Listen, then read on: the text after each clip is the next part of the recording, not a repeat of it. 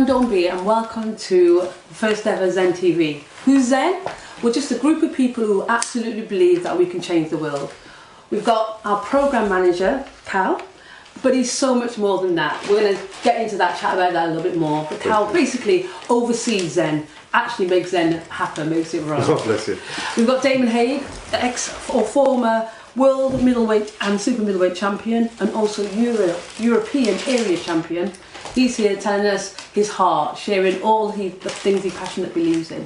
And the man himself, G-Man, he simply likes to call himself a strategist. We're going to hear more about that. And you can see he's just got out of bed, he's still in PJs. So Grace, and 2K Max, £23. You can't beat it. No, you can't. Thank you. We're just basically discussing what's caught our attention in the news, a lot of things that don't make mainstream news, and our views behind it. 4 of us here, but there's a group of about 28, 30 of us who are ZeN. OTG. Well, apparently there's 32 of us. Oh, there's 32. Do you know why I know there's 32? You know why? Tell me. Because David Golding, he's the David man. Golding? Yes. David Golding is the man behind ZeN. He's the man who basically funds us. He's the man who met both Damon and G and saw your passion, believed in it, basically gave us some money. Yes. To support us. But it's more than just money. Yes. It's a man with a heart, and he enables us to do what we do. That includes charity work, giving away, is it £1,000 a month? Plus, yeah. It involves having conversation with people who've had stories about their lives that are inspiring. It involves ZeN TV. It involves events. It involves trips, free trips. Yeah, free trips around the country, and basically it involves community supporting one another. And what this man did was absolutely unbelievable. 32 people. He sent a Fortnum and Mason Christmas hamper gift. 32 people, and what I personally loved about it, apart from all the chocolates and the goodies inside, was that he named every single member and gave every single member a personal card and just saying thanks for being you. You're beautiful, David. Yes, we love you, David. We love you. Yeah. Okay, there's a couple of stories that caught my eye over the week. I just thought, first and foremost, it's the Daily Mail, and it's come up today. Today is the 27th of December, that's a Saturday, and I thought, how comes they've actually use my picture in the paper without permission? I'm upset. Have you been in touch with your lawyer? Well, of course. I mean it's an outrage. He's obviously caught you on a good day. Exactly. I'm outraged. That's before you got your bald head. Yes, before. But we will be talking to them. My people will be talking to their people. But I digress. I prefer that look, by the way. Oh, thank you very much. There's another Daily Mail, wonderful Brucey in the front and everything. He's a great. He's still alive. He's still alive doing Strictly. Did a special Strictly. He certainly did. But the first story that kind of caught my attention, it says, again, it's in the Daily Telegraph, and it says, tally ho, 250,000 turn out for hunts.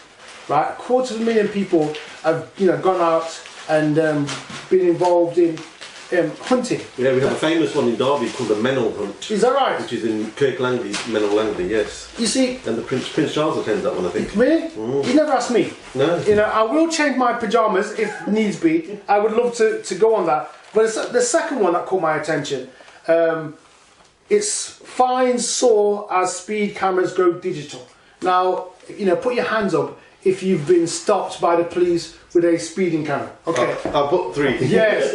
Actually, mine wasn't speeding, mine was being on mobile phone. Is that right? Oh dear. Yes, I remember driving past you in the F-bomb. And I remember that too. Yeah. I got pulled over, all I saw was this car go whizzing by. Yes. Didn't stop. That's right. Yes, it was. I wanted to. What you did was ring me when the police was there to say your rights. That's right. I was ringing to tell you that the police are here, and they may pull you over because you've not got hands free. Yeah, as I answer the phone and the police pulls up beside you. And I think these are stealth taxis, and it pains me. I mean, this year, right, I was kind of like blessed because Uncle David said to me, "You can borrow my car. Wow. It's sitting there. You can borrow it." And the car was. Was it Ford Anglia? No, bro. It's another level above. Okay. It was Ferrari. Of course, sir. No, it's again levels, and it was the 458 Ferrari, and it was volcano red. I mean, amazing red, and it was convertible, and I loved it. And I remember I used to always park in Derby outside the museum, right? There's a museum in Derby, and I used to always park. Does he have an appreciation for art? Of course, my brother. So when I used to park with my beat-up old Golf a few years ago, no one bothered me. Then I got an A-class, and they were looking at me. Yeah, Mercedes, and then looked at me. Then I had a SLK convertible. Wow. And they started to look at me even harder and told me you can't park outside here. Then when I got the Ferrari, they deliberately got the parking attendants to put a ticket on there because it overhung off the parking area onto the curb of the pavement slightly. Were you obstructing? It's a bad parking. Nobody. It was sorry. Was it bad parking? It was the car's longer. That's what it is. To put it any closer, I'd have to kiss the wall with David's Ferrari, and I'm sure he would not have been kissing me if I'd done that. It would have been cheaper to pull the wall down. 100%. Actually, there was a news story this week. Did you Yes. see that? A guy who bought a Lamborghini. Yes. Basically put a little secret camera. We could talk about the cameras in a minute. Yeah. In his car just to show people's reactions, because some people were vexed, some people were mad at the man that he had one, and some people loved it. So he put a camera in. What were your reactions like? Most people, I remember when I was driving through Nottingham, right, I was with Zinedine Adil, who's part of 6 PM Studio, the filmmakers, and we were driving, we pulled up outside the Royal Concert Hall, roof was down, we were just chilling, and this black girl shouted to me, she said, "Hire car." That's what she said. You said hello to your car? Yes, No. exactly like me. But I realised to myself, the girl was a hater. Oh. And I was thinking to myself, There was a bit of green eye there, wasn't there? 100%. But here's the deal. Even if I'd hired it, I still would have had to have some money to be able to hire it anyway. They're not, you don't get them from, like the local Eurolease or whatever, or Eurocars. It's an expensive piece of car, and I can't lie. Before he lent me the car, I had no points on my license. I had no points on my license for probably 15 years. Wow. Then I drove through Nottingham city centre, and I got done for 42 in a 30-mile-an-hour zone with a handgun. Do you know them? Whoa. The police hold the handguns. That I'm going to ask the question: is the gun calibrated? But I thought to myself, it's going to get kitchen even higher. So I just took the fine. See, this is the problem with fines. Yes. You start challenging them, you're putting yourself more and more into a position of more financial burden, because what they're going to do is going to keep sticking more and more money on it, aren't they? Well, I've got a little story. My brother, who is kind of a big guy, dark, dread, locks down here. Yeah. Some would say he looks the part, looks a certain way. Look at me for. No, you don't got your hair anymore. Okay, good point. But he forgot to pay his fine, so he had to go to court. And they usually sort of say, if you go to court, you're going to lose. They always say, you're going to lose. Yes. I've done a driving speed awareness course. They tell you you're going to lose. He goes to court, off the top of his head, I thought he'd heard it somewhere. He says to them, he was driving, he's got a phobia with bees. A bee came in his car, he panicked, and actually in his panic put his foot on the accelerator and went over the speed limit. Guess what happened to him? He was exonerated. Thrown out of court. Got off. Do you know something? They reckon. Got off with the £18 fine. They reckon. I read a statistic, whether it's true or not. Yes. Because statistics, you can't always trust them. But they reckon that out of every 5 cases that are challenged, 4 of them get thrown out. No way. That's what I mean, and they tell you you're going to get thrown out. But the problem is, we're already in fear when we think this is going to double. Yeah. This might treble. I'm going to have to pay more. Now, if you're in a position where you can afford that, you can challenge it. Yes. But your average Joe Bloggs on the street, it's just about making amends now with the small pittance that you've got while inflation's rising or going up and down and everything else is going up. You can't afford to think, well, do you know what? I'll challenge this because it will cost you. You're kind of right, because this says here, fines saw as speed cameras go digital, and it reckons in the year 115,000 people had a fine of up to £100. Now the maths I can't even work out. I'm just trying to, got shoes and socks on, take them off and try and work it out with little toes. But that's an astronomical stealth tax. Yes. But most people, like you said, won't challenge because they think to themselves, I'm only going to lose. Yeah. Because you very rarely hear stories of people winning. You hear stories that keep you in your pen. Yes. Keep you locked up. But there are my 2 stories. I'm not sure if anybody else got any stories they want to share with us. Yeah, the one I got here is from the Times. And the first one is, it says, history rewritten as officers' papers revealed that the D-Day never happened. Wow. And during a process of something like the Antiques Roadshow, they found a guy who had some links to the past, who found some top secret documents that was challenging the validity of the things that happened within this period.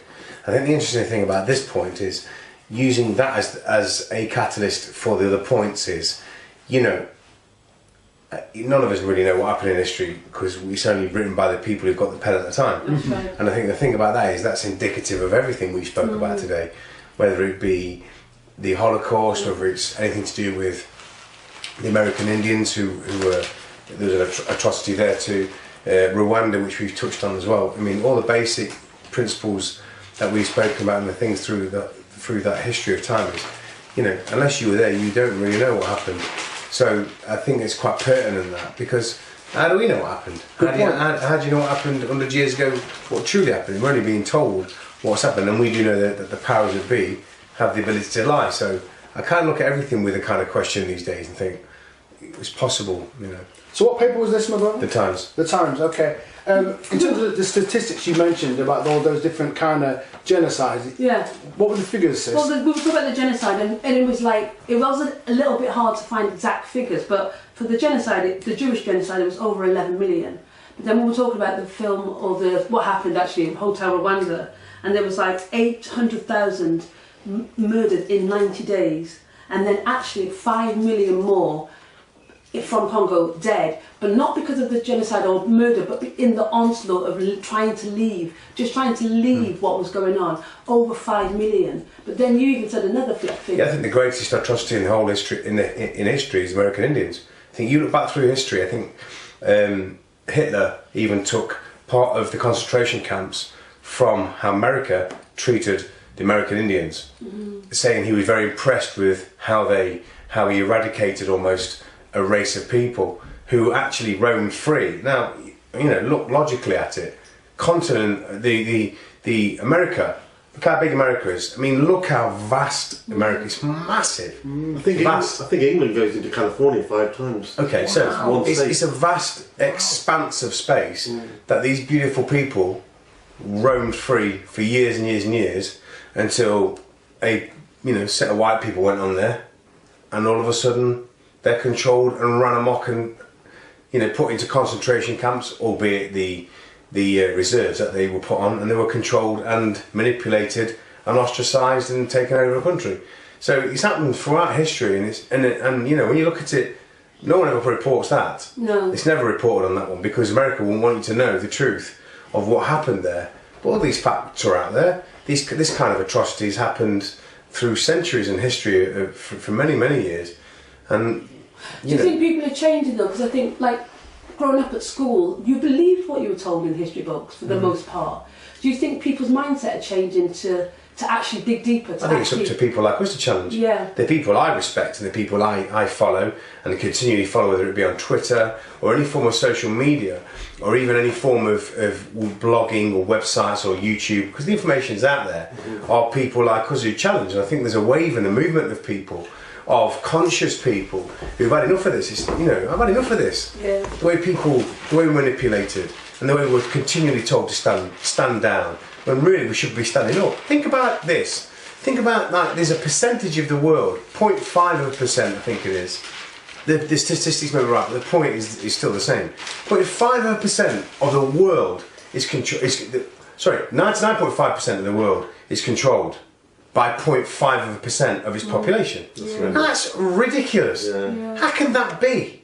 How can that be? They become subservient. Okay, now, it's learned behaviour. Someone was telling me a story how saw a massive elephant, and this elephant, gigantic, massive elephant, and the elephant was tied with a piece of string, to a log. And the guy was saying, how can an elephant that big who could break free from that not just pull it to pieces? He said, because what they do is, as a little kid, they bind a rope to the small elephant's leg, and it's taught that the more it moves against this thing, it tightens up. So over years and years, they're always left with this piece of rope on the leg. Now, as they grow massive, they can break free, but they're taught that they're tethered, so they never break free. It's control, and this mind control that people are left under we're all elephants, and the idea of us all is to cut the rope. Because we're free. There's many of us in this world. If we all stood up, they couldn't stop us. How could they stop us? I'm not talking about violence here, by the way. Gandhi changed the country through peaceful revolution. Peaceful revolution. So it can be done. It only takes a matter of people to unite a certain amount of people and then form a strategy, hence this, to move forward. Of course we can. Of course we can. It doesn't take a genius to work out that they're controlled by fear. And, you know, maybe now, when God willing, the time has come for people to stand up, to realise, even if they only see what we're doing and think, I want some of that, I want to be part of that. This isn't about us controlling anything, this is about us uniting everybody to make them feel free. You know, it's I was going to say, what do you think about the sort of peaceful protests, or anyone, with the Michael Brown, the die-ins and the process that's been happening? Do you think it's making a difference? Oh, definitely. You see, in one breath, it's highlighting to a world that doesn't know the amount of people that have been killed by the police. That, and you know, in terms of who the police target. The problem. I actually, on that point, I heard a radio interview. I think it was 5 Live, and somebody rang up and said, "So the guy was black and the policeman was white. What's the point?" And I thought, what a stupid question. But actually, people just don't know. Of course. You see, you know, the problem you've got, you see, is that the last shooting that took place a few days ago near, I'm not sure exactly what state. Not too far from Ferguson. Right. Now, what the media did, which was very clever, they pointed out that the guy pointed a gun at the police. And so the police shot him and killed him. Now, I understand that. Now, the truth of the matter is, right, if you think about it, who in their right mind, if they're surrounded by the police, are going to point a gun at the police? Well, this is it. You see, not even a hardcore gangbanger is going to do Only that. somebody, like you said, off their head. Yes. So the problem you get, you see, is to do with the reporting. The reporting can be 9 times out of 10 very emotive. Yeah. I used to go to prisons as a guest, as opposed to Majesty's pleasure, and I remember pointing out to people a statistic, and in the 80s and 90s and noughties, they told us that 1 in every 3 rapists are black. And I pointed out to a room full of black prisoners. That means 2 in every 3 is non-black. Yes. You see, it's all about what you focus on. And I think sometimes with the media, they report as they're told as opposed to the truth. Yeah. And what we need is more truthful reporting. If black people are running amok and need to be shot in the head X amount of times, I get it. I understand it, no problem. But if they are not doing what is being reported, then that needs to be reported too. And I think, you know, it goes back to the time of, I think it was the 2005, 2006, not the date, I can't remember, but it was that Menendez, the Brazilian guy in Britain. Stockwell Station. That's right. Well, what had happened was, they, for those who don't know the story, this guy was living in a house and it was under surveillance. And this is in London, United Kingdom. And the house is under surveillance and the plainclothes officer is watching the house, decides to use the toilet, go for a toilet break. So he's urinating in the bushes somewhere against a wall. And he hears, can you confirm that the suspect has left the building? So he's now panicked because he's doing number 1. The suspect is gone. So he looks and sees somebody walking down the street and he says, yes, I can confirm that the suspect has gone. So this now puts a whole chain of events into place.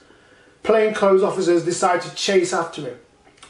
And they shout out to him. He doesn't really understand English that well, so he decides to run. Makes a run for it, jumps inside the tube, sits on the tube seating. 2 plainclothes guys sit on either side of him. Guy comes in front of him, tells him to stand up. He stands up. The guys on either side of him, they stand up as well, get him into some sort of like a lock. Lockhole. Yeah. And then the one in front puts his hand around his neck and then shoots, I'm not sure how many times, into his skull. Wow. Trying to, you know, according to a policeman that I spoke to, was into firearms, but he was a firearms officer. he explained that they weren't aiming to kill this man, even though they shot him, I don't know, 10 times in the head. They were shooting to incapacitate, which means they were stopping him from being able to grip his hands. Triggers. Yeah, so that if he was a suicide bomber, he couldn't grip the bomb. Now, I get that. I understand all that. I'm not even going to argue with that. I'm not saying I agree. I'm saying I understand it. But what I would like to ask the question is, at first they said that he was this, then he was that, and they tried to, destroy his name. Then they discovered that, you know what, we shot the wrong bloke. Right? Average Joe Blogs, wasn't he? No problem. Now, they shot the wrong bloke, and they admitted they shot the wrong bloke. No report was ever highlighted who was the right bloke then. If that house was under surveillance and the criminal was in there, how could we hear nothing after? And this is the problem with the media and the police. They seem to work together to create bad stories. And they target at people. And the people have no way of defending themselves. They shot Mark Dugan, a local gangster in London, coming out of a taxi. It took them months before they interviewed the taxi driver to find out what his opinion was of everything. And it's like the police will always tell you that we should trust them. And the media will tell you we should trust and be more law-abiding. I'm not saying we should be not law-abiding. We should be law-abiding, but trust them. You only trust what you know. I don't know them anymore. I don't know if they're there to protect and to serve anymore. They're there to protect and serve their own self-interest, but I don't see them protecting and serving us. And you hear about killing after killing after killing, and nobody stands up. People think, right, because you're running, you must have something to be running for. What they don't seem to understand is, if you're a certain shade, you know how to run. So I remember a comedian almost. Well, yeah, there was a comedian was telling a joke, and he was explaining about the difference between the races. And he says, if you're not sure, because Michael Jackson, he had his skin bleached, so you think to yourself, is he black, is he white? This is a little simple test. They reckon, if you hear a gunshot, if a crowd hears a gunshot, the people running towards the bullets, the bang, are white. The people running away are black people. They're the ones who are trying to become like Steve Austin or Bionic and running the opposite way, because we're used to running away from the gun. And so when we hear a gunshot, we don't freeze and put up our hands in the air and wave like we just don't care.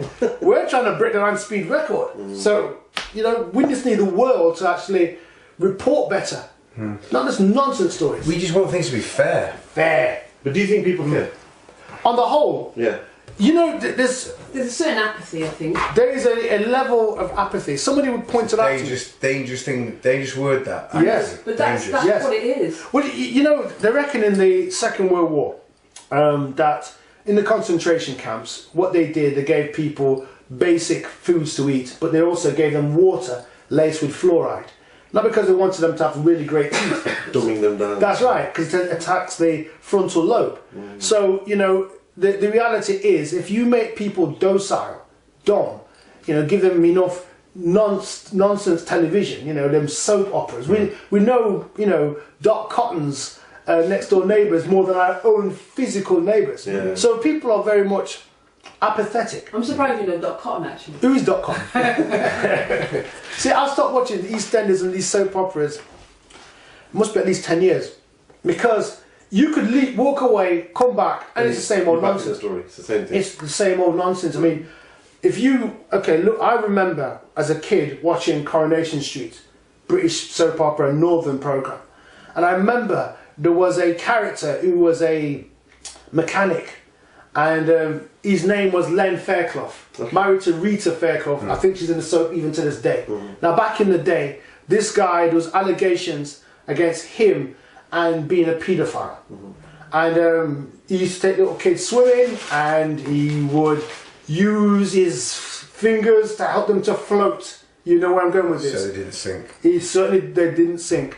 And there was a court case, and cut long story short, he was found not guilty because the lawyer that was representing him was a guy called George Carmen QC. You Google George Carmen, and he was a great QC back in the day. Got a lot of people found not guilty, to say the least.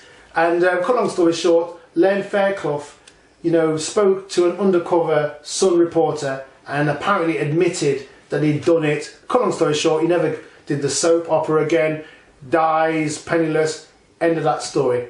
And so it would appear. Until you realise who was the man that replaced him as the mechanic in Coronation Street. Oh, The guy that just had that court case of it. The guy that had the same court case, but he was also found not guilty. Yes. Either coincidence or just one of those accidents that's happened. I'm not saying the guy was guilty or innocent. What I'm saying is one soap opera, two characters, same crimes. You know? Yeah. I'm just throwing it out there. Throwing it out there. But yeah. But going back to do people care? Yes. See, my personal opinion on this is that people are led by consumerism. Yes. Yes. So as long as they have got the things they require and the acts are not affecting them directly at this point, they're pretty content. 100%. And the analogy somebody gave me was this, and it's quite outlandish to what the point is, but I'll explain to you. Most people start raising money for cancer when they have somebody who's directly affected from it, or if it's affected them.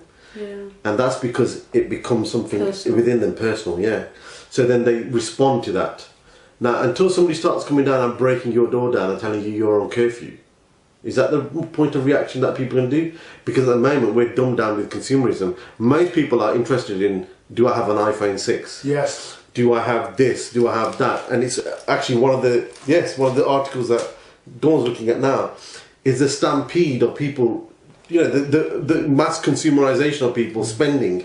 Yeah, they had Black Friday, Cyber Monday, This is Panic again Saturday. comes to opium for the masses. Yes. Yeah. Whatever dumbs down, whether it's drugs, whether it's drink, whether it's smoking, whether it's any other thing that takes you away from the focus of what the right hand is doing. It's the same thing throughout, and it's always the same.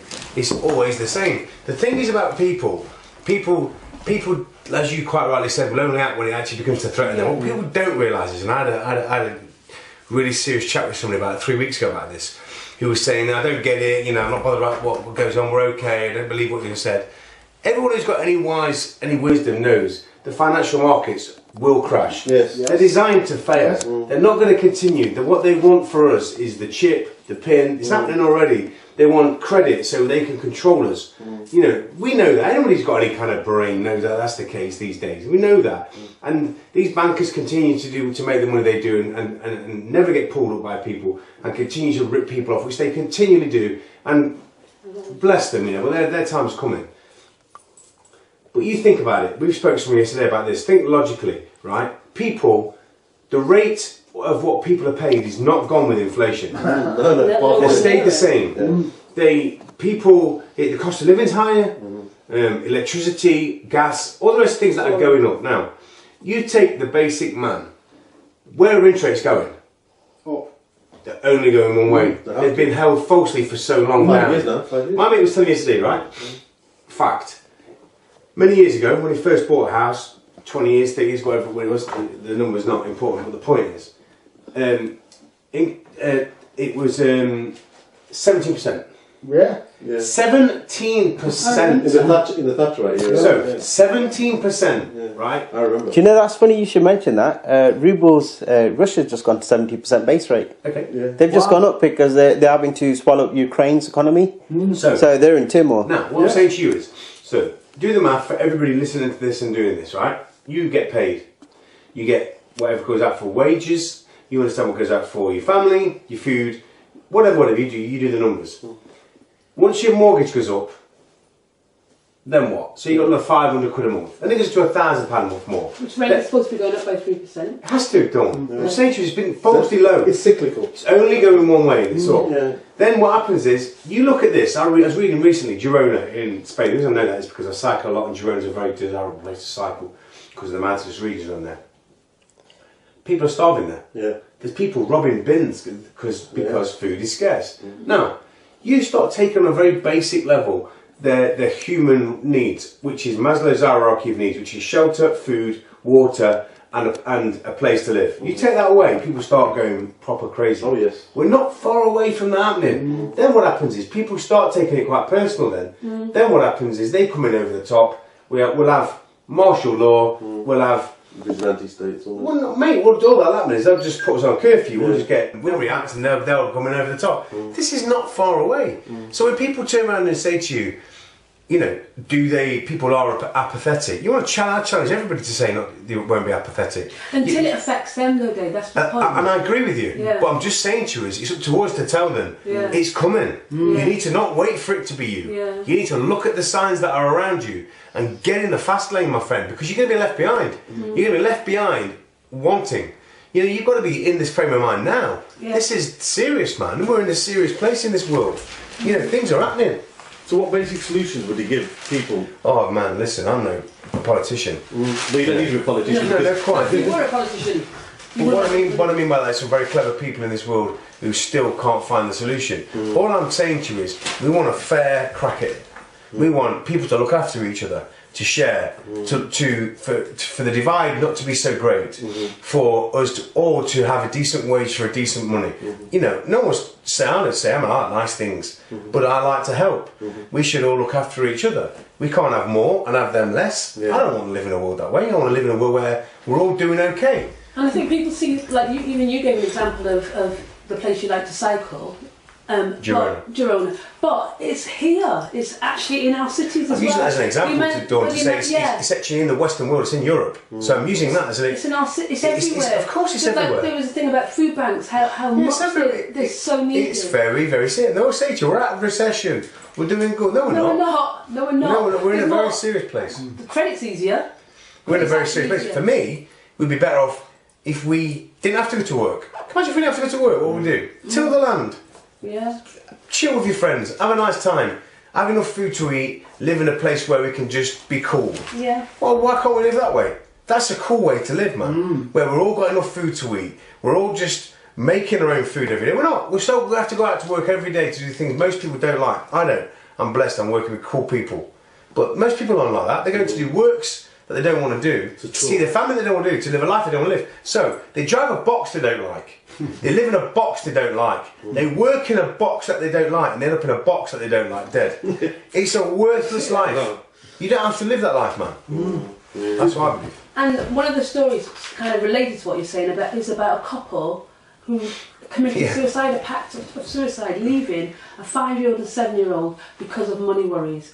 Wow. And I think what was my attention with this one is that December, in particular December and January, I think, seem to be the month when suicide rate is higher. Well, why?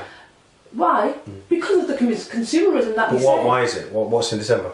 Pardon? What is it? Oh, that's Christmas. That's the point. Who cares Christmas? You know, and we see, in fact, we see all the beautiful Christmas dinner parties, the beautiful Christmas tree, the beautiful arrangements. People don't realise. Actually, how many people have a Christmas day like anything on TV? How many families are more like EastEnders, as you say? How many families end up arguing, end up fighting, end up? But you have to ask yourself blowing up? this: Did any of us go out Christmas Day and check on people?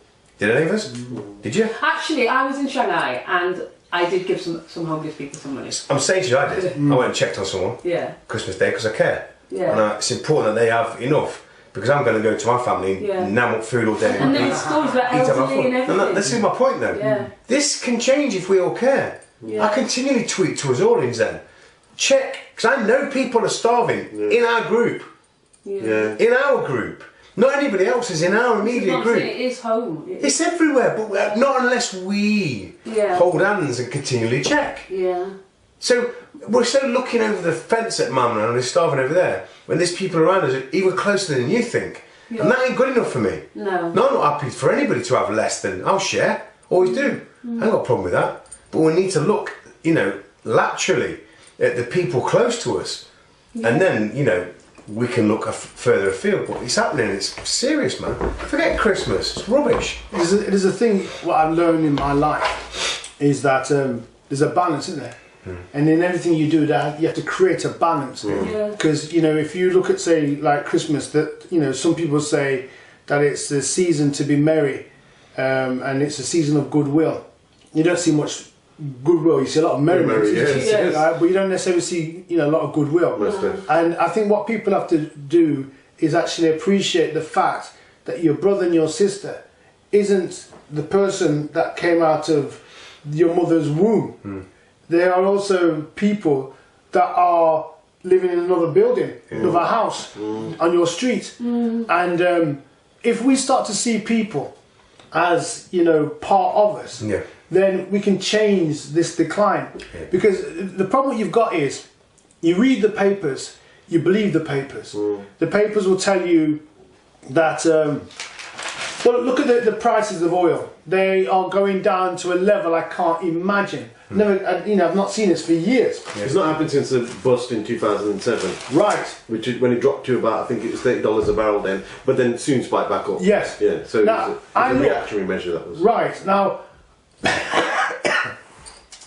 I can't imagine the oil prices. Yes, I understand they're dropping, but I've not heard a single reason why it would drop to the level it's dropping in winter. You need fuel. Yeah. Of course you do. Summer, I get it. But it seems like it's coincided with the time that the West has decided to use sanctions against Russia. And also, you know, because they're blaming Russia for the shooting down of the plane. MH17. That's the one.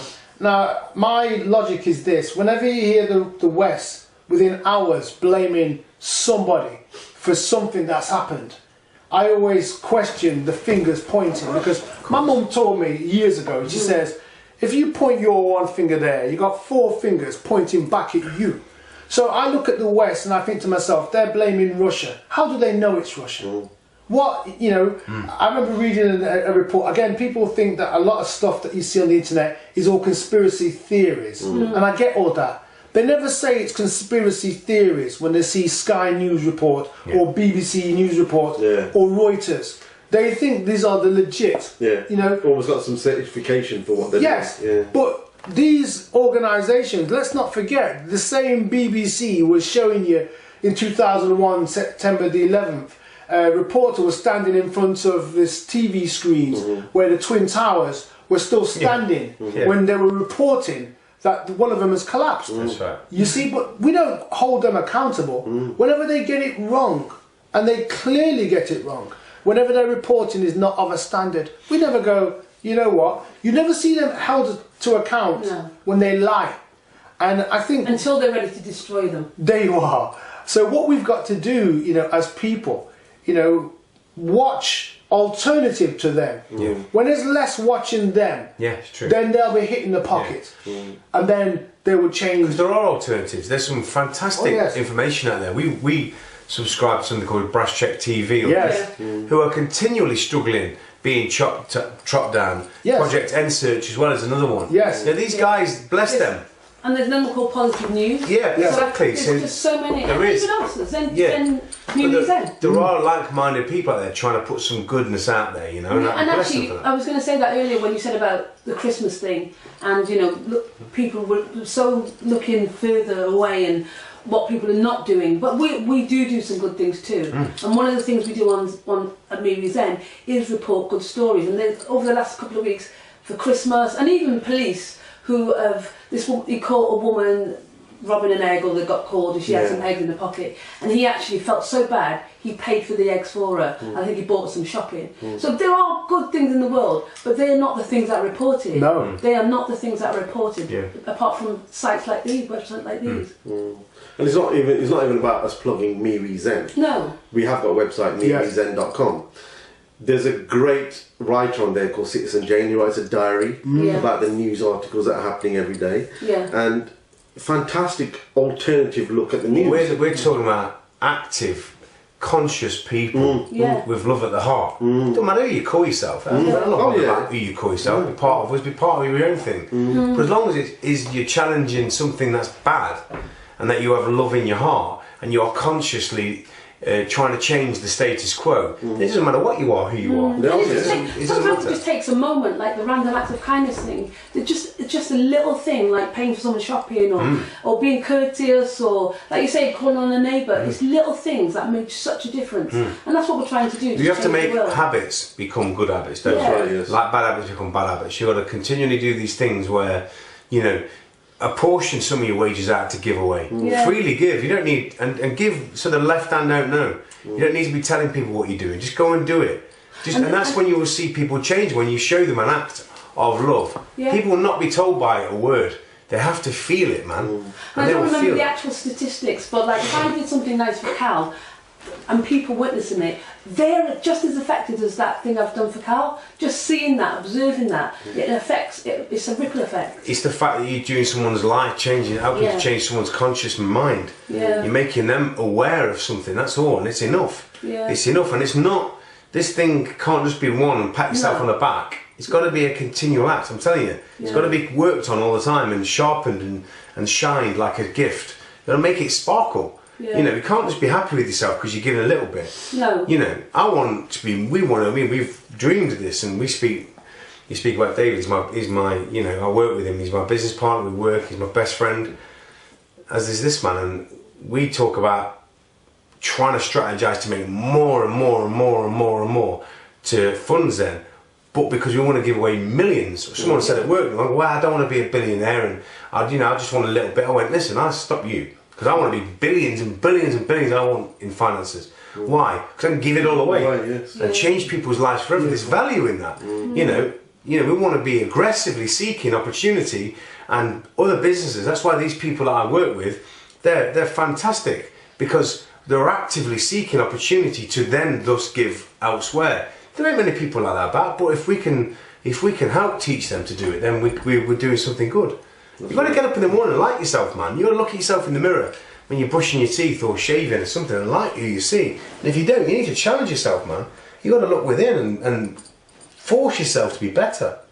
I think perfect. I think you're correct in what you're saying, and you know, your theory about creating good habits is essential. Yeah. Because I think we've become dormant in what we are as people. Our brains have become dormant, whereas we are just becoming pacifists in observing. Yeah, it's a cyclical rat race. Where you get up in the morning, you get home at the end of the day, you've just about got time to eat, watch a bit of TV, and then wind down before the next day.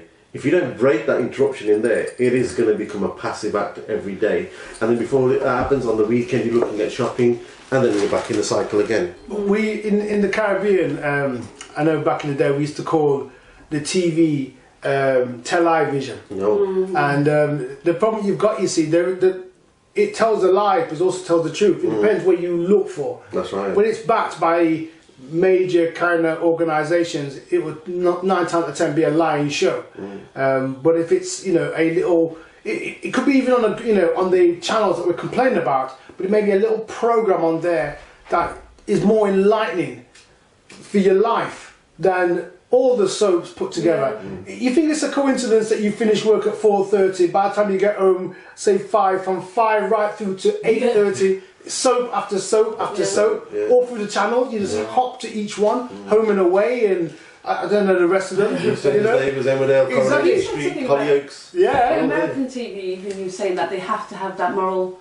In the comedy, yes, they have to have like a moral element to the program, you know. So, and I get that, you know, and that's a good thing. I don't know about British TV. I don't know if there's a moral element that is enshrined in the constitution or in the law of, you know, making TV programs. What I do know is that 9 out of 10 are rubbish, and they're there to desensitize you and make you chase your tail. Yeah. Because you know, it's not about the length of time you live. It's living a life worth remembering. Which is what Bruce Lee said. I was going to say something about moral programs. Sure. Cosby Show. Yes.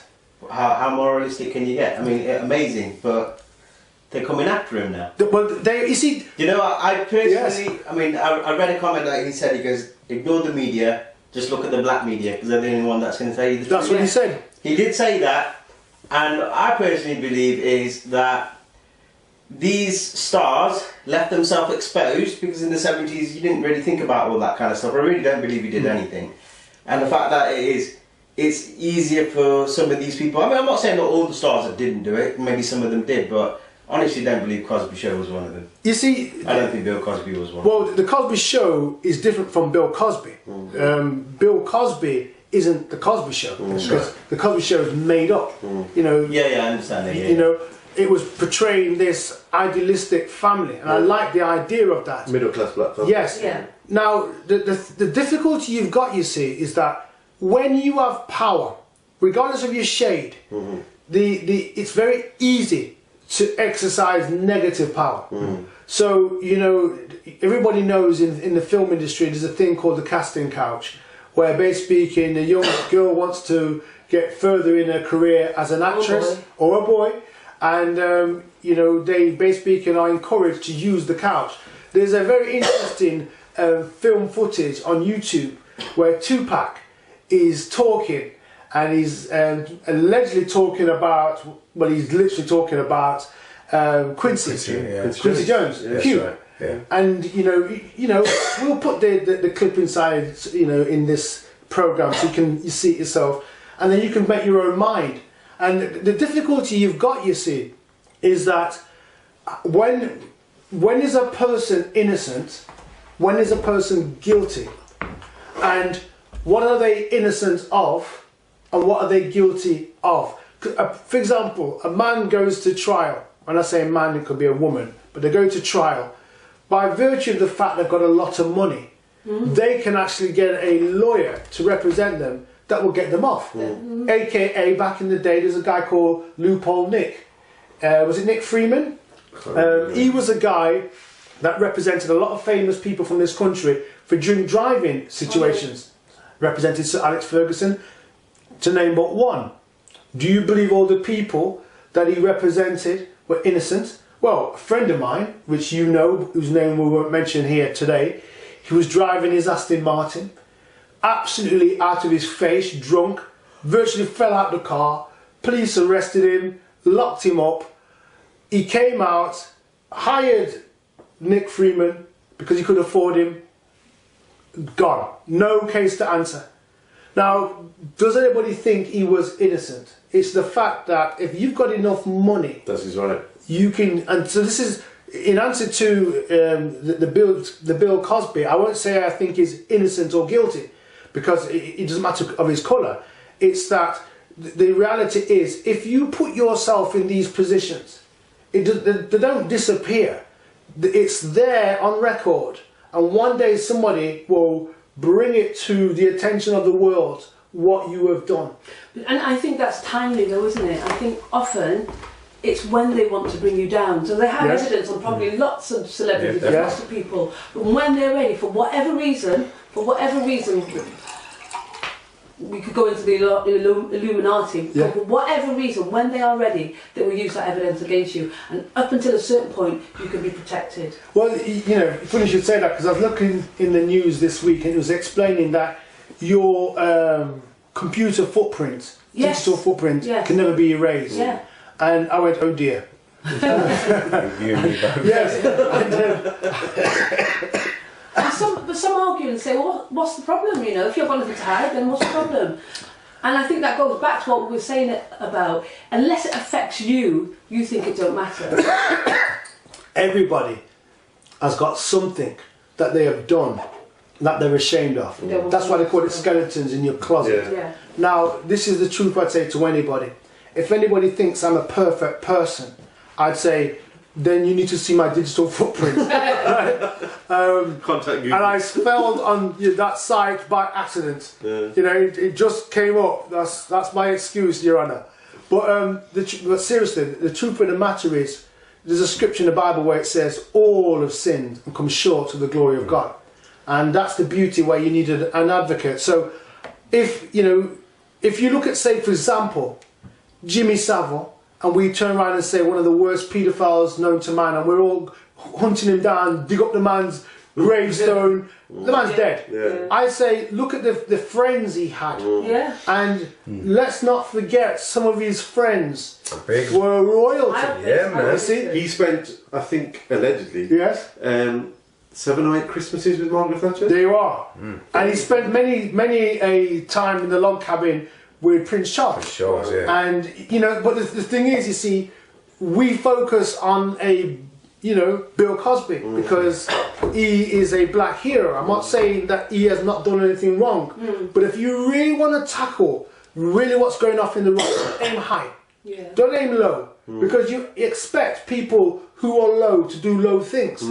The people that we elevate, look at what they do. Go back to the days of the 70s and the 80s where, I mean, even up to that teacher that had been locked up only a few days ago, who was the secretary, only a few days ago, and he was the secretary of the paedophile information exchange back in the 80s. Now, how do you get a job working with school children? You know, forget about the Bill Cosby.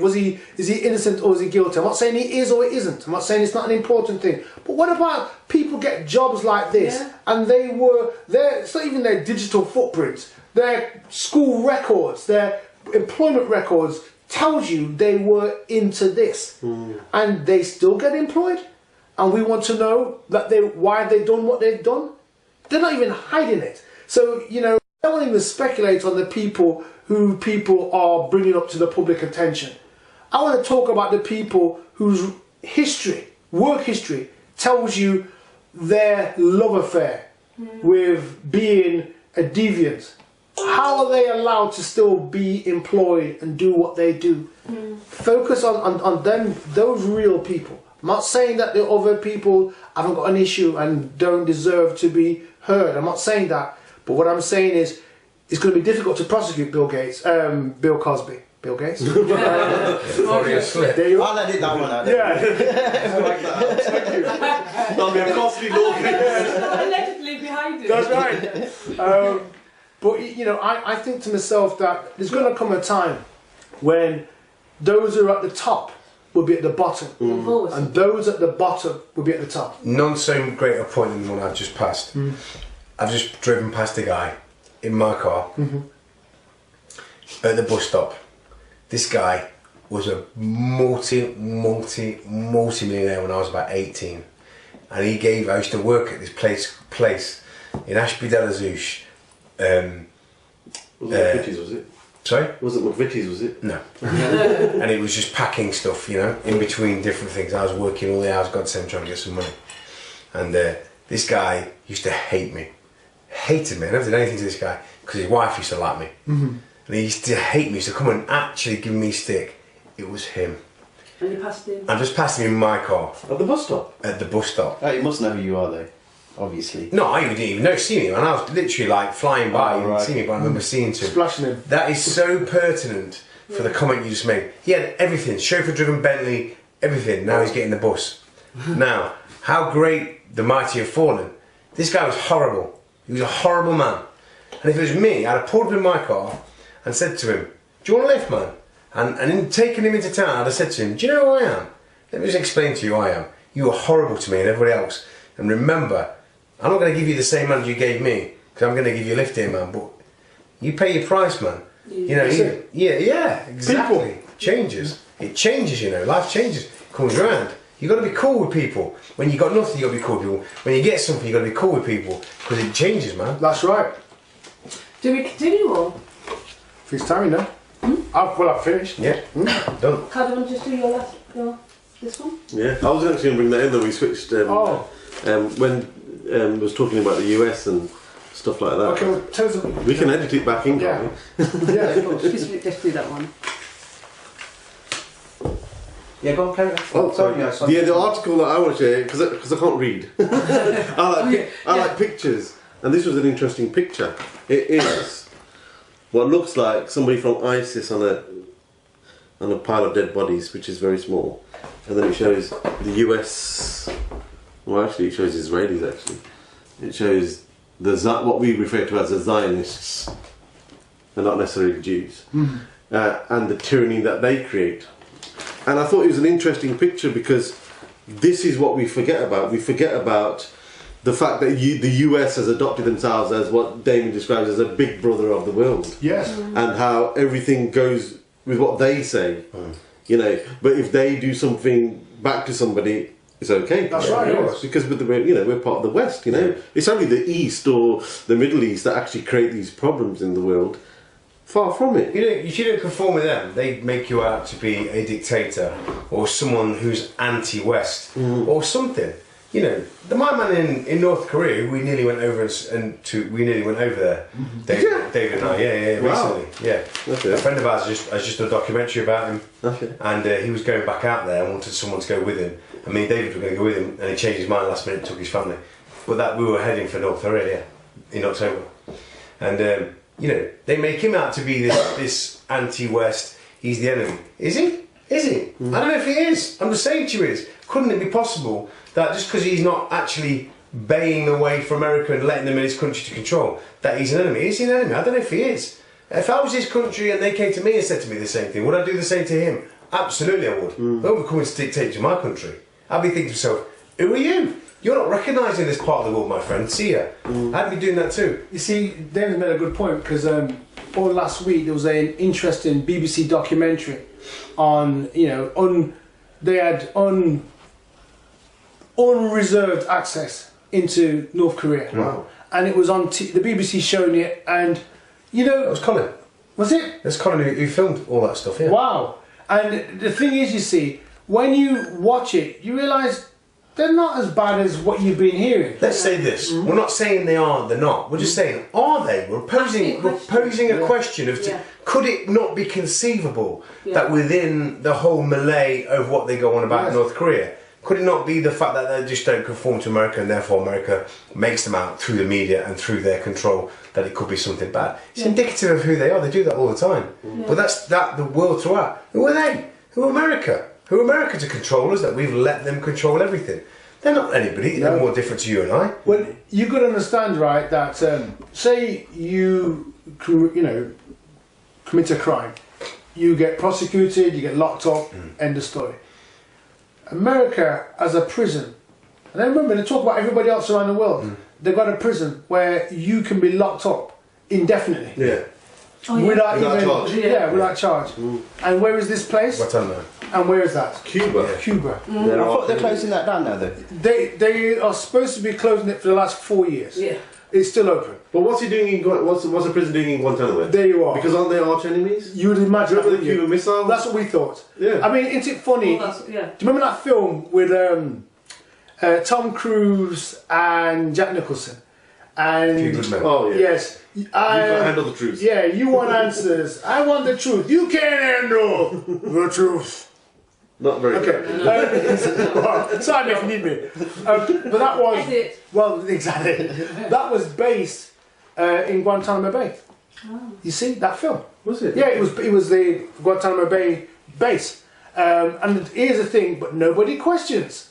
You know, unless they had to go to this land called Guantanamo Bay and was imprisoned, and then suddenly realised that the land of the free, home of the brave, also operates a policy which is wrong. I mean, let's not forget the report that was broadcast only a few weeks ago, showing you that America tortures its victims, and they didn't even hold their hands up and say, you know what, we're sorry about this. No. They denied it, or in some cases saying, well, it's not quite what you're reading. Stuff happens. Yeah, well, you know, we took off his head. I mean, come on, what's wrong with you? You oversensitive people. And I think to myself, right, there needs to be somebody or Pulling an them up. organisation that pulls them up Yeah, I for agree. doing what they do. I agree. And that's wrong. Yeah, I agree. Definitely. Sure. But is anybody going to do anything about it? No, too afraid. And is any other country going to do anything about it? No, they're afraid. So it's all about fear. Yes, So really, they're a dictatorship that's right. of the world. So the thing that they're criticising, they've become. Yes. Oh, there you are. G-Man, Damon, Cal, and Bless. John Bean. ZeN TV, posing questions, aiming to make this world a better place. Peace out. Bless.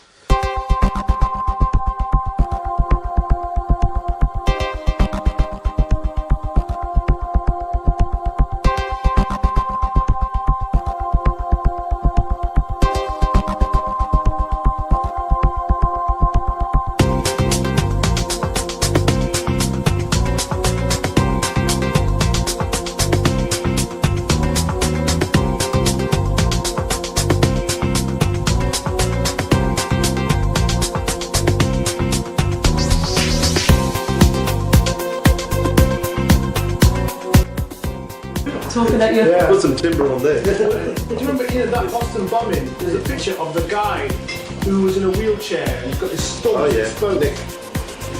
And he worked with FEMA. And FEMA used certain actors to take around the country to do stuff. And part of the actors were part of the Sandy Hook. and gospel. That girl who's appeared in 3 different plays. Yeah. She appeared at right. the Aurora Cinema. Yeah. She appeared at Sandy Hook. But I think what it is, people don't want to know, and I get that. It's like hoping that all of it's nonsense. We believe in these people, but you've got to remember, these people that you elect, they live on your streets. We actually think they love us.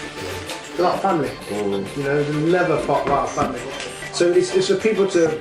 So what the whole aim of things like this is just each time we do this, we come more, and we'll have like Skype interviews with, say, Professor Griff. Just do it live and link it all up and record it and we talk all together. I like that. I like it. I've got that in my locker, mate. Yeah. And a smoking jacket. I was going to say, It's crazy. That kind of thing, yeah. I actually bought it, I right? bought some this Christmas. Did you really? Yeah, I've had one yesterday. Yeah. For that. Just smoking around the house and stuff. Yeah. Makes me smile. Yeah. I think the idea got it originally from Boomtown Rats. Remember one of the guys used to wear pyjamas, didn't he, in the band? oh yeah, you did, Yeah, striped pyjamas. See? These are Derrick Rose ones. I mean, 100% nylon, black, 20 quid. TK Maxx. I thought you got it on your travels. No, TK, yeah. Travels into town. So yeah. You see, with life, you got the 2 ways of being. There's the conventional and the non-conventional. The choice is always yours. You know, people will tell you to be conventional, and my argument is, where has it got there? Where will it get you? Yeah. And the secret is not to be afraid to be who you want to be. Could you? 100%. Yeah. You could not Yeah. like yourself and who you represented and what you stood for unless you actively spoke out and actively sought a different path that everyone else is trying to tell you to do. Of course. You know, bless them. But, you know, our family, our parents trod a certain path. Of course. That's not the path for me. No way. It ain't my path. I told my dad the same. Yeah, and I love him. Yeah. But his path is not my path. Yeah, my dad always questions the things I do. Yeah. He loves me, but he says, "You're giving away all that stuff. Yeah. You're gonna get rich." Type mentality. Should put But say, what does rich mean? Yeah, of course. Rich in what? Yes. Rich in finances or rich in experience and knowledge and wealth and friendship, which I don't believe either. I think we'll have a mixture of the both. Yes. At these courses, if you get done for speeding. Yeah. Yeah, my friend had to do that, and then I've done they one. said you don't have to have any points. That's right. Relax yourself. But you do have to pay for the course. I know, which is a lot of money. £94.50. Yes. But in the long run, they know that it's in your worthwhile doing it because obviously Yes. your insurance is going to go up. I got up 20 minutes late, and I ran down the bottom of the hill to go into the Park Hotel, and I was 20 minutes late. They said you can't do it. So I rang them up and says I missed the course. It says, well, tomorrow is the last day, and there's nothing around this neck of the woods for you. So sorry, you're gonna have to have points. Says, you've got to find me somewhere. And they found me somewhere in Chesterfield, and I had to pay another £45 top of the 90-odd quid. You know what I'm saying? Well, yeah. Have you heard about this spy technology increased by abusive men? So To check up on the partner. yes. They're giving their kids like toys with cameras in it and stuff like that. Spy. And there's GPS trackers on it. If you think about it, it's no different to what the Big Brother nation Exactly. is greater than any other atrocity in the world. The trouble with the Americans, they say who's got the pen writes history. Yes. And because they don't choose to highlight this point, then the world's forgotten about it and they're focusing on the Jewish situation all the time. Yeah. So that's right, by the way. You see, I'm just saying to you, and this isn't right either. You know, history's forgotten by people who write history out of it, and that's not good either. You know, you've got America as the protagonist in everything that goes on in the world in terms of negativity, and no one holds them to task. No. I mean, they reckon Hitler, with the concentration camps, took the idea from America, with the American Indians. That's how severe this thing was. He was really impressed with how America got these people, so what they do, they put them into reservations. Reservations were just prison camps. Yeah. Yeah, Concentration that's camps, what they were. weren't they? And they obliterated a race of people, and people don't even think of that. You know, and that's, for me, that's like indicative of everything that goes off in this world. That at the centre of most things is the protagonist of America, and no one points the finger or dares point the finger or turn around and say, you know, they pull up people saying so and so and so and so who ran, for example, are pulling up weapons of mass destruction. We're going to send in a team to. Hang on a minute. Who made you Big Brother? Yeah, Let me tell you, if I had a country and I knew they had weapons. Sorry, this is getting back to that Rwanda thing. We were crying out for international help, but everybody was saying, how can we get involved? It's got nothing to do with that. Yeah, because there's no resources. That's right. There's nothing to exploit. And it was the UN were there, and they just had to be overseers. They couldn't get involved unless they were shot at. And they goes, even if they could not be seen.